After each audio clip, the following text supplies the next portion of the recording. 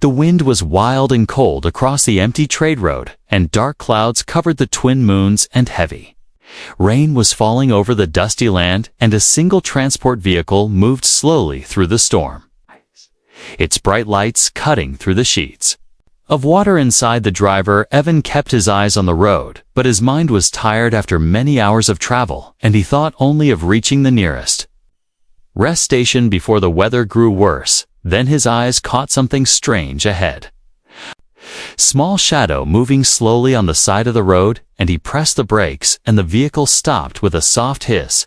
The wipers cleared the windshield, and Evan saw her clearly now, a small alien girl soaked from head to toe, her thin blanket clutched around her shaking shoulders, and her skin a pale blue color, almost glowing in the rain. She looked no older than 10 years, but her eyes had the look of someone who had seen too much. Fear of it opened the door and stepped into the rain, calling out to her, his voice raised to be heard over the storm. She froze like a frightened animal, not sure if she should run or stay, and he raised his hands to show he meant no harm. She looked at him, then at the road behind her, as if expecting someone to appear at any moment. Slowly she took a step closer, and her lips moved, but her voice was barely a whisper. He leaned closer to hear, and the words hit him in a strange way. "Please be my dad. I will not misbehave." The words were so soft, yet heavy with meaning. Evan stood there for a moment, unsure how to answer. She looked ready to collapse, and her blanket was so wet it dripped steadily onto the ground. He asked where her family was, and she shook her head, her small hand pointing back along the road, and she said, "Stepmother threw me out after father died. No home now, no food, no one to help her." Voice broke at the end, and she bit her lip, trying not to cry. Ivan felt a deep pull in his chest. He had never been a father, and never planned to be one, yet something about the girl's eyes made him want to protect her before he could speak. She flinched and looked past him, her body pressing back against the side of his vehicle, and Evan turned to see the faint glow of headlights in the distance, slowly approaching in the rain. The way she tensed told him she knew whoever was coming, and that it was not good. Without thinking, he opened the side door and told her to get in. She hesitated for just a second, then climbed inside, curling up in the seat, trying to make herself small. Evan closed the door and returned to the driver's seat, watching the lights grow closer in the mirror. The other vehicle slowed as it passed them, and he caught a glimpse of dark figures inside there, eyes scanning the road. The alien girl held her breath until the vehicle was gone, then whispered, "They looked for me. They take me back, and bad things happen." Neven started the engine again and pulled back onto the road, rain still hammering the roof. He asked her name, and she said Lyra, her voice a little stronger now. He told her his name and asked if she had anywhere safe to go. She shook her head no, and looked down at her feet, saying, "I can work. I can help. If you give me home, I will be good. I will not cause trouble." And her words were so desperate they almost broke him. He drove on for several minutes, thinking hard. The law between humans and aliens was strict. Helping a runaway child from another world could mean trouble for him, but leaving her out there in the storm felt worse. She was only a child, and from the look in her eyes, she had nowhere else to go. The rain grew heavier, and lightning flashed in the distance as the road twisted through rocky hills. Then in the mirror, Evan saw it again, lights approaching fast, this time too fast to be a casual traveler. His instincts told him they were coming for her. Lyra saw them too, and gripped the seat, her eyes wide. She whispered, "Please, not them. Please do not let them take me." Evan's mind raced. The road ahead narrowed, and the hills on either side rose steep and dark. The sound of the other vehicle's engine grew louder as it closed the distance, and he realized they would catch him within minutes. He pressed the accelerator, and the transport roared forward, splashing through puddles. The lights behind drew closer with every second, rain and wind whipping against the windows. Lyra's small hand clung to the edge of the seat, as if holding on for her life. Evan's heart pounded as he searched for a place to turn off, a place to hide, and in the glare of the headlights on the wet road, He saw something up ahead, a side track leading into an old mining path, overgrown and barely visible under the storm. Without another thought, he turned the wheel sharply, and the transport veered off the main road, bouncing over the uneven ground. The pursuing lights slowed for a moment, as if unsure where they had gone inside the vehicle, the rain pounding the roof. And the engine growling through the mud. Evan glanced at Lyra, her face pale, but her eyes locked on him with a mix of fear and hope. He did not know what would happen next, but he knew one thing: he could not let her go back to whoever wanted her. In that other vehicle, and somewhere deep inside, he felt a strange certainty that meeting her tonight was going to change everything. Rain kept falling in heavy sheets as Evan guided the transport deeper into the narrow mining path the vehicle, bouncing over rocks and splashing through deep, muddy water while Lyra clung to the seat beside him, her small eyes darting to the rear window. Every few seconds, afraid the lights would appear again, the path twisted between tall, jagged cliffs that seemed to swallow the sound of the storm, and after a few minutes, Evan slowed the vehicle and pulled into a small hollow hidden behind a fallen boulder. He turned off the lights and the engine. The only sounds now were the wind howling through cracks in the rocks and the distant rumble of thunder. For a moment, neither of them spoke. Evan, listening for any sign that the pursuers were close, but hearing only the storm. Lyra finally asked in a trembling voice, "Why you help me when you do not know?" Me and Evan thought for a moment before answering in a low voice. "Maybe because I know what it feels like to have no one, maybe. Because leaving you there felt wrong." She looked at him as if trying to read the truth in his face, then her shoulders relaxed slightly, though her hands still gripped the blanket tightly. They sat in silence until a faint sound reached them, the crunch of tires on wet ground, and both of them froze. The glow of headlights slid across the cliffs as a dark shape moved along the main road beyond their hiding place. The vehicle slowed and a beam of light swept over the rocks. Lyra shrank down into the seat, clutching Evan's arm. The searchlight passed over the boulder and for a tense moment lingered as if it might find them, but then it moved on, and the vehicle's sound faded into the distance. Let out a shaky breath and whispered, "They will not stop. They are hunters paid to bring me back my stepmother. Give them money and say, I ran away, but truth is, she threw me out after my father died. She said I am trouble, and she does not want me in her house." Evan listened, his jaw tightening at the thought of someone treating a child that way. And he asked, "Why would she pay hunters if she wanted you gone?" Lyra hesitated before answering. "She wants something, I have something. My father left me, and she cannot find it." Even felt a spark of curiosity, but pushed it aside for now, asking instead where she would go if she could be free. She looked down and said, "I do not know. Maybe find a place with people who are kind, maybe find someone to care for me."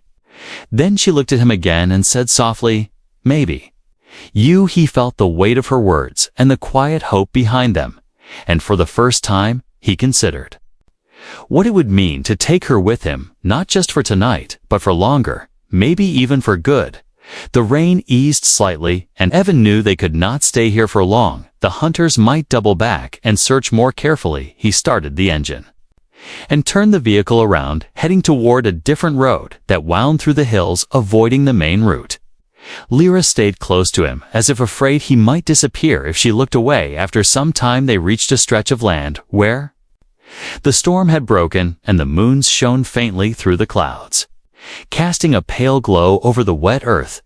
Evan spotted a narrow dirt track leading toward an abandoned freight station he had used years ago when smuggling supplies for miners. It was far from the main routes and easy to hide in. He pulled into the station's covered bay and parked the vehicle out of sight. Lyra explored cautiously, looking at the rusted walls and broken crates, while Evan checked the perimeter to be sure. They were alone when he returned. She was sitting on a crate, her blanket wrapped tight around her and her eyes following him carefully. She asked if the hunters could find them here, and he said, "Not tonight." She nodded, but her expression stayed troubled. She said they will come again tomorrow or next day. They always find what they hunt. Evan felt the truth in her words and knew he needed to decide soon, either take her to the nearest alien authority and hope they believed her story, or take her. With him and risk becoming a target himself, as he looked at her small form hunched against the cold, he felt the answer forming inside him. He told her to rest for a while, that he would keep watch, and she lay down on a folded tarp, still clutching her blanket. She was asleep within minutes, her breathing soft in the quiet night. Evan sat near the door, listening to the wind and thinking about the road ahead. He had spent most of his life moving from one job to another, never staying long enough to form attachments, but now here was this child asking him to be something he had never imagined: a protector, a father. As the hours passed, he made his decision. He would not hand her over. He would not let the hunters or the stepmother win. He would take her somewhere safe, even if it meant running far from this sector and into the unknown. And, as the first light of dawn touched the edge of the sky, Evan stood quietly watching over her, knowing that from this moment on, their lives would be tied together in a way neither of them could have expected. Morning light crept slowly into the abandoned freight station, casting long shadows across the cracked floor as Evan packed what little supplies he had into a small bag. Lyra was already awake, sitting quietly on the crate, where she had slept, her blanket wrapped tight and her eyes following every movement. He made she did not ask where they were going, but there was a look in her eyes that said she knew they could not stay here. Evan told her they would be leaving soon, and she nodded without a word. They moved out just as the first warmth of the sun began to cut through the cool, damp air. Evan took a different path than the one they had come on, heading toward the low hills to the east, where he knew a network of old mining tunnels ran deep under the ground, tunnels that smugglers and runaways had used for years to avoid patrols and bounty hunters. The road was rough and narrow, but it offered cover from the open sky as they traveled.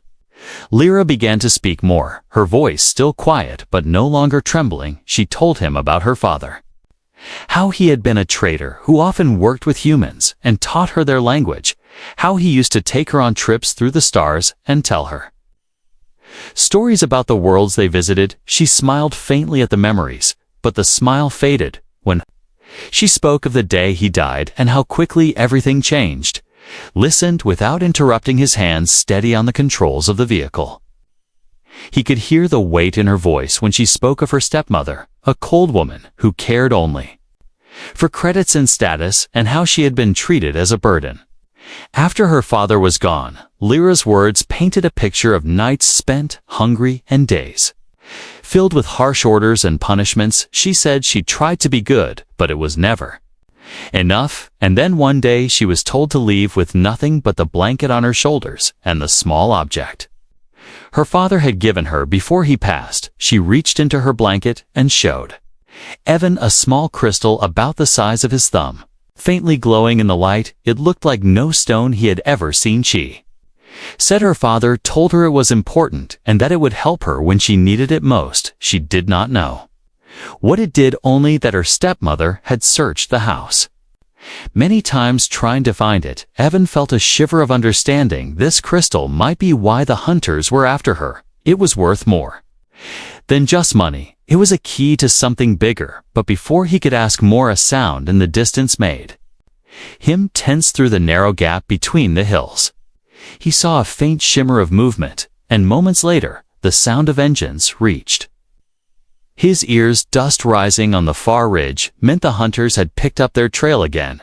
Evan told Lyra to hold on and push the vehicle harder. Bouncing over the uneven ground, the narrow track led them to a dark opening in the side of a hill just wide enough for the transport to fit. They entered the tunnel, the daylight fading quickly behind them until only the dim glow of the dashboard and the crystal in Lyra's hand lit the space around them. Air inside was damp and cool, and the walls glistened with mineral veins. The tunnel split into several branches, and Evan chose one at random, trusting that the hunters would not risk following into the maze of passages. The sound of engines faded, and for a while only the low hum of their own filled the silence. Lyra seemed calmer here. her eyes scanning the glittering walls as if they were stars. In the dark, she told him she used to explore places like this with her father when they were on mining worlds, and that he always said, "Darkness can hide you, but it can also hide dangers." If to prove the point, a faint metallic clang echoed from somewhere ahead, and Evan brought the vehicle to a slow stop. Listening, the sound came again, closer, this time, and then from the shadows. Ahead, figures emerged, carrying dim lanterns, their faces partly hidden by scarves and goggles. They were not hunters. But they were not strangers to danger either. Evan recognized the look of smugglers, men and women, who knew how to survive in places where law had no meaning. One of them stepped forward and eyed Lyra with interest, saying he had seen her before, and that word was out about a girl carrying a rare crystal. Evan felt the tension rise, but kept his expression calm. The smuggler offered safe passage in exchange for the stone. Lyra gripped it tighter, shaking her head. The smuggler's smile faded, and more figures stepped into view, blocking the tunnel behind them. Evan realized they were trapped, and that the only way forward was through whatever game these people were playing. He looked at Lyra, and she looked back, trusting him without a word. And he knew they would have to find a way past these smugglers before the hunters found the tunnel and closed in on them. These smugglers stood in the dim light of their lanterns, their shadows stretching long across the tunnel walls as the smell of damp stone filled the air. Evan kept his body slightly in front of Lyra, his eyes scanning every figure for signs of movement. The one who had spoken before stepped closer, his boots crunching on loose gravel, and his voice low as he said that the girl was more valuable than she looked, and not just because of the crystal in her hand. He claimed to know her stepmother, and said she had promised a fortune to anyone who brought the girl back alive and unharmed. But he added with a grin that sometimes a fortune could be doubled if the right buyer was found elsewhere. Lyra, as fingers tightened around the crystal, and she pressed against Evan's side, her voice shaking as she told the man to leave them alone. The smuggler only laughed and asked if she even knew what she was carrying. He said it was a navigation crystal, a device made by an ancient starfarer race that could open the way to hidden locations, marked long before most of the current worlds were even known. He claimed her father had found it years ago, and that he had hidden its true power from everyone except her. And now, every ambitious trader, hunter, and smuggler in the sector was looking for it. Evan realized that this crystal was not just valuable, it was dangerous to anyone who carried it, and that explained why the hunters had been so relentless. The smugglers blocked the tunnel behind them, and more of their people appeared from side passages, some carrying weapons, though none raised them yet. Evan asked what they wanted in return for letting them pass. The leader smiled and said safe passage was easy to grant if the crystal was handed over. Evan knew that giving it away would mean betraying the trust Lyra had placed in him, but refusing might start a fight they could not win. He told Lyra quietly to step back, and then he spoke loudly, saying that the crystal was useless without its activation code, and that only Lyra knew it. The smugglers exchanged glances. The leader narrowed his eyes and asked if that was true. Lyra lifted her chin and said, "Yes, my father told me the code, and no one else knows it." The smugglers hesitated, clearly unsure whether to believe her. The leader tried to intimidate her by stepping closer, but Lyra's grip on the crystal did not loosen. She told them her father's words, that the crystal would destroy itself if forced open. The smugglers whispered among themselves, and Evan saw the chance they needed. He pointed down one of the darker side tunnels and said, "If you want to test her claim, we can go that way and prove it." The leader nodded suspiciously and gestured for them to move ahead. As they walked deeper into the tunnel, Evan counted the turns and narrow spaces, thinking of how to use them to his advantage. The air grew colder, and the sound of dripping water echoed around them. When they reached a sharp bend, he suddenly grabbed Lyra's hand and pulled her into a small gap in the wall, barely wide enough for them to squeeze through. The smugglers shouted and rushed forward, but Evan used the butt of his tool to knock down part of the loose rock at the entrance, blocking it for a moment. And Lyra ran through the narrow space, emerging into another tunnel that sloped upward. Toward faint daylight behind them, the smugglers were trying to clear the blockage, their voices echoing in the confined space.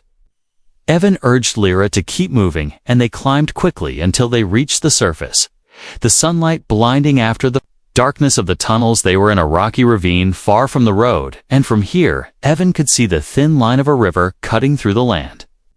Below, they scrambled down toward the river, hoping the water would mask their trail. Lyra's breath came fast, but she did not complain. When they reached the bank, Evan paused to let her drink, while he looked around for a place to cross.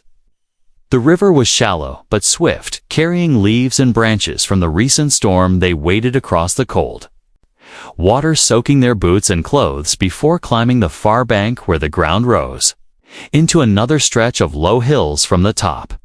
Evan looked back. There was no sign of the smugglers yet, but he knew they would not give up easily. Lyra stood beside him, the crystal still safe in her hand, her expression serious, as she said, "My father told me the crystal must be taken to a safe world where it cannot be used by those who want power," he said. "The code will only work for someone I trust completely." Evan met her gaze and said, "Then we will find that world together." Her eyes softened at his words, and she gave a small nod. They turned away from the river and began walking toward the thin trail that led deeper into the hills. Somewhere ahead lay the chance to escape, but also the certainty that the hunters and now the smugglers would be on their trail, and Evan knew that the real danger was only beginning. The sun had started to lower in the sky, casting long shadows across the hills as Evan and Lyra followed the thin trail that twisted between rocks and patches of dry grass. The wind carried the faint smell of rain, though the storm had passed, and each sound of loose stones rolling down the slopes made Evan glance back, expecting to see figures behind them. They had been walking for over an hour when the faint hum of engines reached their ears at first. It was distant, almost lost in the wind, but it grew louder and steadier until there was no doubt the hunters had found their trail again. Lyra tightened her grip on the crystal, her face pale as she asked if they could outrun them. Evan shook his head and said they would have to be smarter, not faster.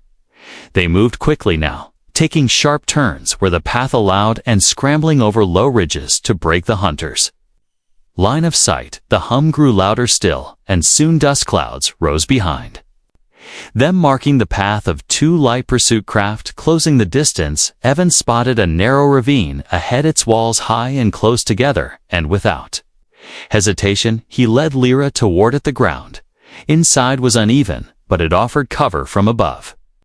They ran along its length until they came to a split, one branch curving left into deeper shadow, and the other opening toward the sound of rushing water. Evan chose the one with the water, thinking it might hide their scent, and noise. The sound grew louder as they ran until they burst out onto a flat, rocky bank beside a fast-flowing stream.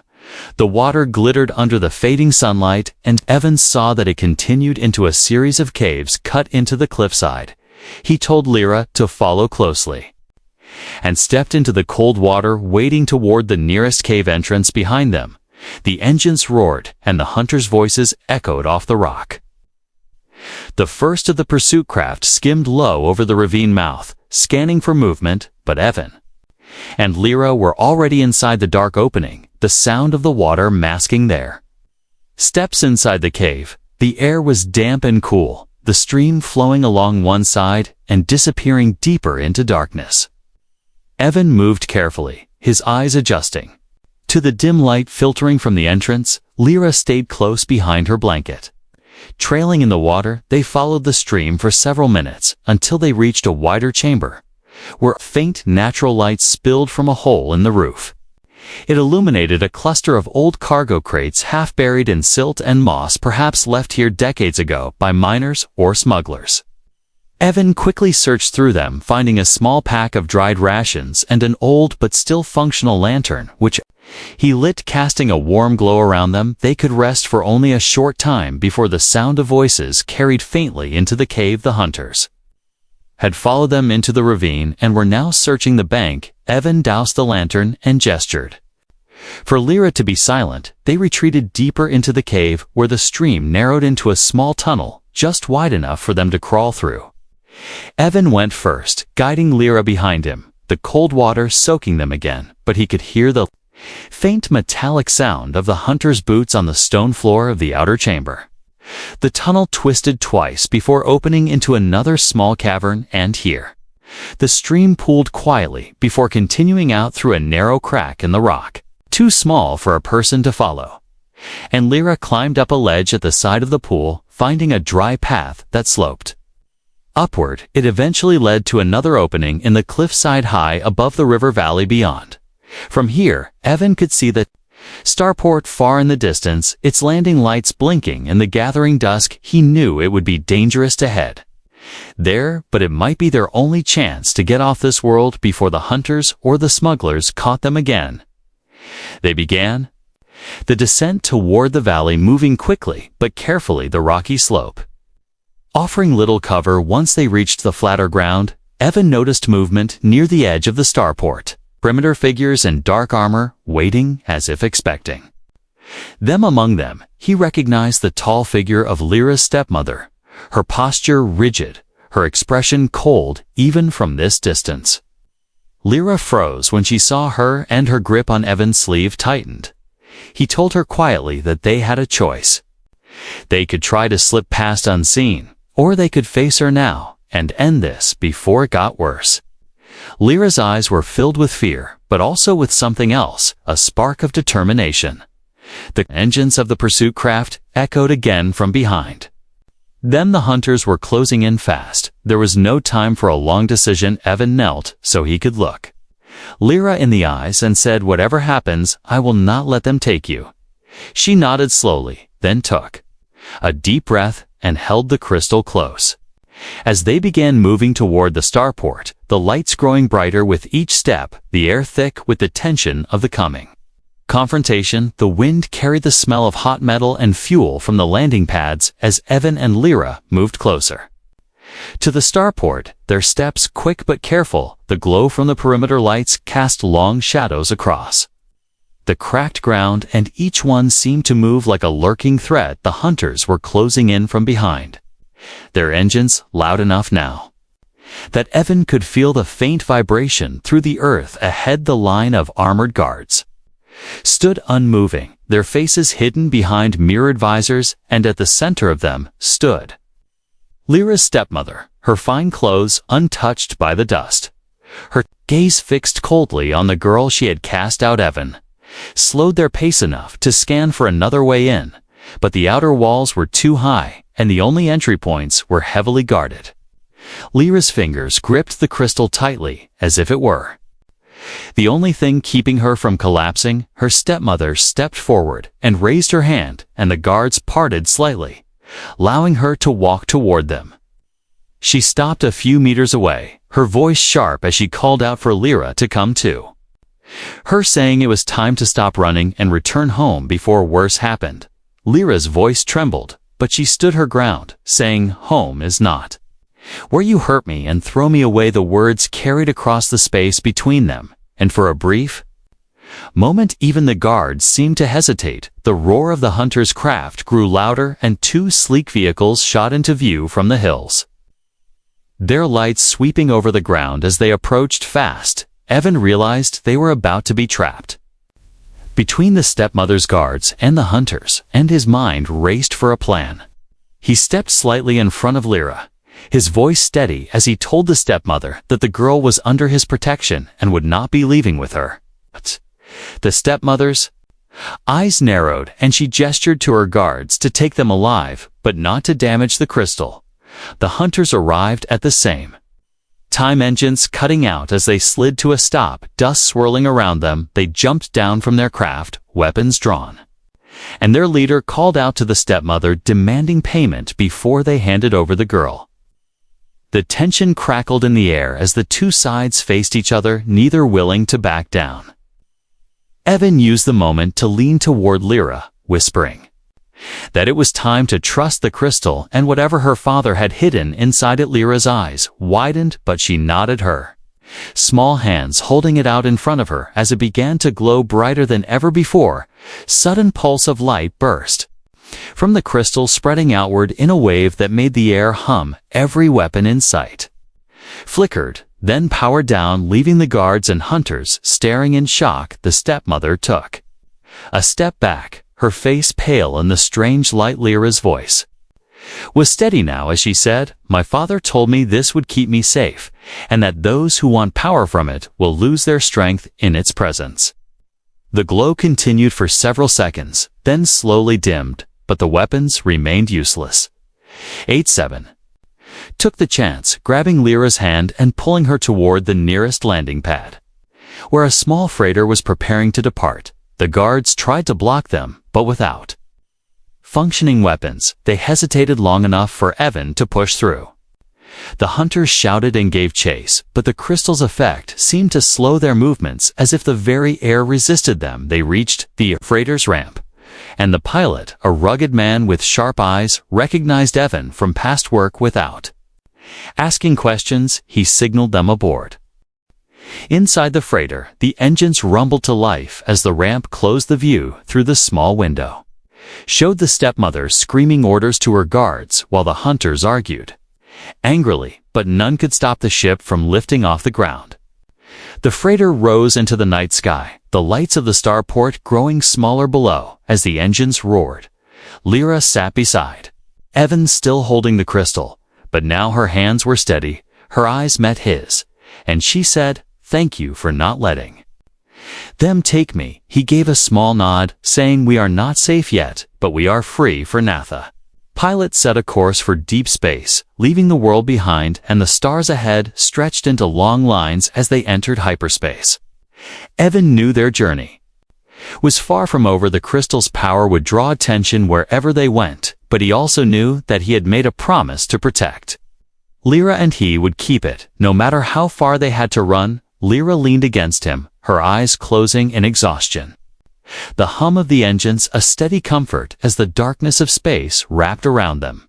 A freighter drifted through the dark stretch of space, its engines a low hum that seemed to calm Lyra as she sat in the small cabin beside Evan, her eyes half closed, but still alert to every sound outside the narrow window. The stars shimmered like tiny beacons scattered across the blackness, and the streak of a faraway comet left a glowing trail that slowly faded. The pilot focused on the controls, guiding them through safe lanes, while Evan studied the small navigation display in front of him, knowing they needed a destination where neither the hunters nor the stepmother could follow. Lyra held the crystal close as if it were part of her heart, and for a moment she whispered that she remembered her father telling her of a hidden world far from the known trade routes, a place where the ancient starfarers had built sanctuaries for those in danger. Evan asked if she knew how to find it, and she nodded, saying the crystal would guide them once they were close.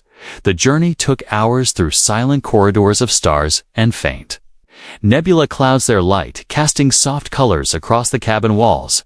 Evan kept watch for any sign of pursuit, while the pilot adjusted the course based on Lyra's quiet instructions. She would close her eyes and turn the crystal slowly, as if feeling its pull, then point in a new direction, and the pilot would follow without question.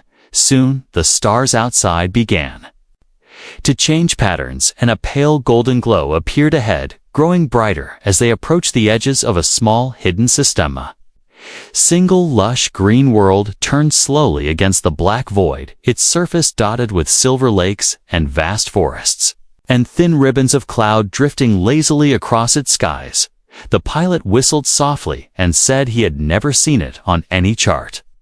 Evan asked if he could land near a quiet region far from any settlement, if there were any, and the pilot assured him he could. The freighter descended through the upper atmosphere, the colors of the land below becoming sharper until they could see a wide valley with a clear river winding through fields of tall grass and the shadows of great mountains in the distance. The ship touched down gently on a flat stretch near the water, and the ramp lowered, letting in the scent of fresh air and the sound of birds. Calling in the distance, Lyra stepped out first, her eyes wide as she took in the view she had lived so long. Under cold metal roofs and narrow streets, this open space seemed like another world entirely. Evan followed, carrying a small pack of supplies. The pilot helped unload a few crates, then reminded Evan that his presence here would stay a secret, but warned him to be careful, as secrets rarely stay hidden forever.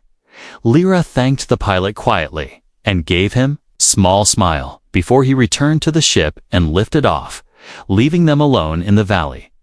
They found shelter in the remains of an old structure built from smooth stone and covered in vines inside. They discovered carved symbols that matched the patterns on the crystal. Lyra placed it into a shallow hollow in the wall, and the stone began to glow, faintly filling the space with warm light. A gentle hum spread through the air like the heartbeat of the sanctuary. Evan looked around and felt something he had not felt in years, a sense of belonging and peace.